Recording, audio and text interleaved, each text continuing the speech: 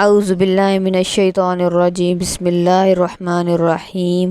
السلام علیکم ورحمۃ اللہ وبرکاتہ۔ ناظرین، آج ہم سورۃ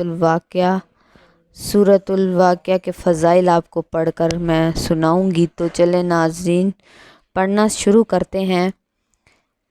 ابن کثیر رحمۃ اللہ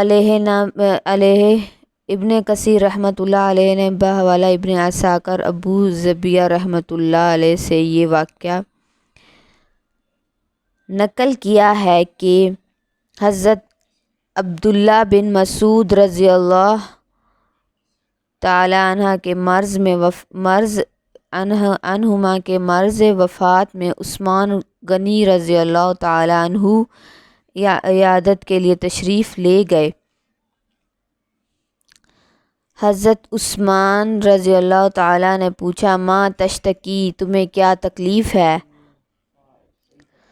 تو فرمایا، ذنوبی یعنی اپنے گناہوں کی تکلیف ہے۔ اللہ اللہ یہ ہے صحابہ کرام کا خوف خدا۔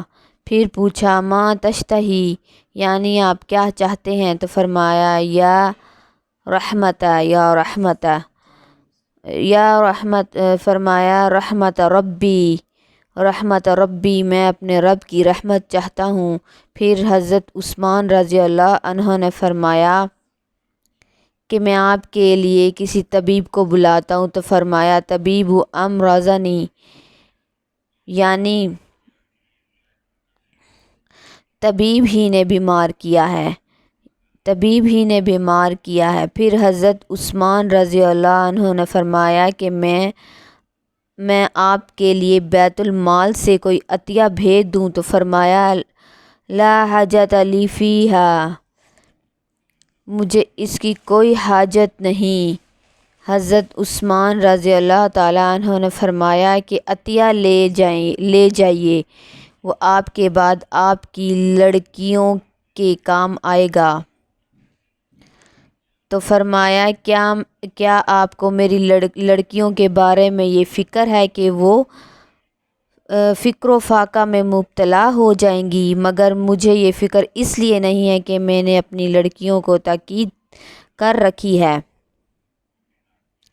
کہ ہر رات سورۃ واقعہ پڑھا کریں، کیونکہ میں نے رسول صلی اللہ علیہ وسلم سے سنا ہے، من قرأ سورۃ الواقعۃ کل لیلۃ لم تصبہ فاقۃ ابدا، جو شخص ہر رات میں سورۃ واقعہ پڑھے گا وہ کبھی فاقہ میں مبتلا نہیں ہوگا۔